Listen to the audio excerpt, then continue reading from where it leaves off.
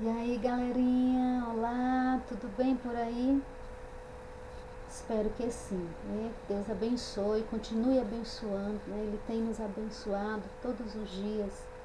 O fato de estarmos vivos hoje é bênção dele, não é verdade? Então, que você esteja bem, que sua família esteja bem. Se não, tudo vai ficar bem, tá? Meus amores, no nosso encontro passado de ciências, nós começamos o capítulo 4. Pega aí o teu material, lembra dele? Isso, livro, caderno, o estojo, exatamente. E aí nós vamos passear aí por esse capítulo 4 um pouco. Nós vimos no nosso encontro passado sobre, vamos abrir a página 170, beleza? Já encontrou? Ótimo. O caminho da água. E aí, durante a nossa conversa, nós vimos aí como acontece o ciclo da água. E aí eu joguei para vocês umas perguntinhas, lembra? Será que o ciclo da água acontece uma vez ao dia, uma vez por semana, ou uma vez durante o mês, ou de 3 em 3 meses, de ano em ano? Como acontece o ciclo da água? Vocês pesquisaram, vocês responderam, teve atividade para vocês responderem. Lembram disso? Aí na página 171, 172, inclusive na 172, fala todo esse percurso que a água faz, esse ciclo todo, né? Então vocês estão vendo aí, ó, o ciclo da água, isso é um mapa mental, né? Vocês são desafiados a fazer a cada finalização da nossa temática aí do capítulo. Então, o ciclo da água, esse desenho está apresentando realmente o que nós vimos, tudo que nós vimos na aula, no nosso encontro passado. E aí na página 172 também traz de volta aí o ciclo da água, como acontece, o que acontece primeiro, a água evapora de onde, né? Dos rios, dos lagos. Depois que ela evapora, ela vai para onde? Ela se perde no ar? Não, ela se concentra onde? Ela forma aquelas gotículas de água. E isso fica aí nas nuvens que depois se transforma em quê? Em chuva. Pronto, cai na terra, né? E aí escorre aí pelos rios e acontece tudo de novo. É sempre assim, meus amigos, sempre assim. E aí nós vamos caminhar um pouquinho, caminhamos, vimos que a água também é arte. Nós vimos aí uma obra de arte na página 173. E agora nós vamos caminhar um pouquinho mais como se dá esse ciclo da água na cidade. Como é que a gente consegue enxergar isso? Será que o ciclo acontece integralmente? Vamos ver. Será que há mudanças? Será que acontece? Vamos verificar, né? O ciclo da água na natureza. Acompanhe comigo a página 174. E você pode perceber aí que na página 174 acontece algumas coisas aí durante as chuvas, né? Lembra aí, nosso tempo chuvoso, acontece essas enchentes. Por que tudo isso acontece? Será que tem a interferência do ciclo da água? Será que quando as cidades se desenvolvem, prejudica o ciclo da água, esse movimento da natureza? Claro que sim, claro que interfere. Há um impacto, né, dessas construções nessa dinâmica da natureza. E eu coloquei para vocês, aí na página 174 tem bem direitinho, tem um texto explicando todo esse processo, como se dá o ciclo da água nas cidades, né? E aí eu trouxe só uma parte. As pessoas modificam vários elementos da natureza, e nós vamos ver isso também em geografia, tá? Como a natureza se modifica, e vocês já viram esse assunto, eu acredito que sim também, né? Como uma paisagem ela sofre modificação, tá? Com o passar dos anos. Então, as pessoas modificam vários elementos da paisagem, como o solo, os rios e a vegetação. Tudo isso, gente, altera o ciclo da água naquele local, naquela localidade. E isso acontece principalmente nas cidades. As cidades, gente, elas são dinâmicas, né? Elas sempre estão modificando, se transformando. Uma hora construindo pontes, outra hora construindo viadutos, asfaltando ruas. Então, tudo isso são elementos que vão influenciando, tá, o ciclo da água naquela localidade.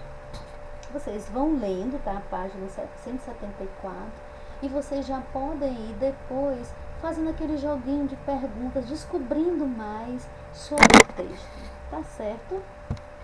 Então, e o que implica tudo isso, né? Quais são esses fatores que modificam a paisagem? Isso contribui de forma positiva ou de forma negativa, né? Então, nós vamos ver os fatores que modificam essa paisagem. O que acaba modificando? Vocês percebem e podem fazer uma leitura dessas duas imagens aí, né? Casas construídas aqui em primeiro, aqui, né? Casas construídas nas encostas, próximo aí a montanhas, serras, elevações, tá? Encosta das árvores. E temos aqui a cidade, né, uma rua aqui alagada. Isso é tão comum a gente ver na nossa cidade de Fortaleza, tá? Inclusive a nossa cidade está fazendo aniversário, né? 295 anos. Então, aqui existem vários bairros da nossa cidade, pertinho de você aí. Quando chove, dá uma chuvinha assim, né? Basta passar a noite chovendo que alaga tudo. Entra água aí dentro de casa. Tá? A rua fica totalmente alagada, o asfalto vai embora, né? Sai arrastando pedra, lixo. Então, tudo isso aí modifica a paisagem e prejudica o ciclo da água naquela localidade. Então, nós vamos ver o que vai modificando essa paisagem. Asfaltamento. O que é isso? Esse asfaltamento aí, né, que é passada aquela camada de asfalto na rua, diminui a permeabilidade do solo. O que é isso, professor? Não absorve, porque passa aquela camada de asfalto, impedindo ali, quando a chuva cai, do solo absorver essa chuva, e aí vai causando, né, as enchentes. Outro fator, retirada da vegetação, das plantas, né? Quantos lugares para ser construído aí casas, edifícios, condomínios, tá? São retiradas várias árvores, né? Um lugar inteiro, grande, imenso aí, tendo uma vegetação vasta, é retirada aí desse solo, tá? Para as construções, especialmente, né, falando aí nas encostas. Olha o que acontece quando chove, né? Por quê? Porque a chuva sai arrastando tudo isso. Foi mexida toda a terra, foi tirada ali árvores, né? Não existe mais as raízes. Então, tudo isso vai prejudicando aí o nosso ciclo da água nessa localidade. Outro fator que modifica o crescimento das cidades, né? Causa um impacto diretamente no meio ambiente, modificando esse ciclo da água nessa localização, tá?